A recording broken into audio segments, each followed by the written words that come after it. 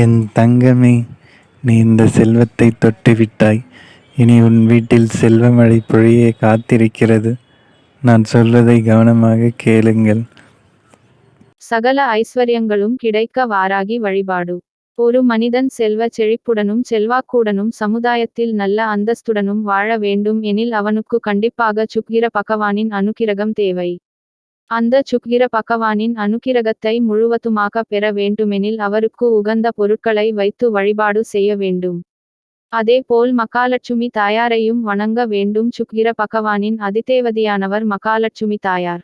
ஆகையால் மகாலட்சுமி தாயார் தொடர்ந்து வழிபடும் போது சுக்கிரனின் அருளை பெறலாம். ஆனால் சுக்கிரனின் அனுக்கிரகத்தை பெற வாராகி அன்னையை எப்படி வழிபட வேண்டும் என்பது பலரும் அறிந்திருக்க வாய்ப்பில்லை. வாராகி அன்னையின் வழிபாடு எனில் அது பஞ்சமி திதி தானுகந்தது. ஆனால் சுக்கிரனுடைய அனுக்கிரகத்தை பெற வேண்டுமெனில் சுக்கிரனுக்கு உகந்த நாளில் தான் செய்ய வேண்டும். சுக்கிர பகவானுக்கு உகந்த நாள் எனில் அது வெள்ளிக்கிழமை தான். அதேபோல் மகாலட்சுமி தாயாருக்கு உகந்த நாளும் வெள்ளிக்கிழமை தான். இந்த நாளில் மகாலட்சுமி தாயார் சுக்கிரன் இருவருடைய அனுக்கிரகத்தையும் பெற வாராகியை நாம் வழிபடலாம். அது எப்படி என்று தெரிந்து கொள்ளலாம். இந்த வழிபாட்டை வெள்ளிக்கிழமை அன்று தான் செய்ய வேண்டும். வெள்ளிக்கிழமை சுக்கிர ஹோரையில் இதை செய்வது சிறந்தது. வாராகி அன்னை வழிபடுவதால் மாலை நேரத்தில் வரும் சுக்கிர ஹேரையில் செய்வது மேலும் சிறப்பு. இதற்கு ஒரு கைப்பிடி அளவு மொச்சையை ஊற வைத்து நன்றாக வேக வைத்துக் கொள்ளுங்கள். அதன் பிறகு இந்த மொச்சையுடன் தேன் கலந்து அதை வாராகி அன்னைக்கு நெய்வேத்தியமாக வைக்க வேண்டும்.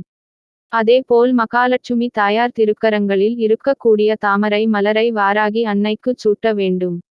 ஒரே நேரத்தில் சுக்கிரன் தாயார் இருவருக்கும் உகந்த பொருட்களையும் தாயாருக்கு வைத்தாகிவிட்டது. அதன் பிறகு வாராகி அன்னைக்கு உகந்த பஞ்ச தீபத்தையும் ஏற்றி வைக்க வேண்டும். சாம்பிராணி கற்பூர ஆரத்தி போன்றவற்றை காட்டுங்கள். இந்த பூஜை நேரத்தில் வாராகி அன்னையின் மந்திரங்கள் உங்களுக்கு எது தெரியுமோ அதை பாராயணம் செய்யலாம்.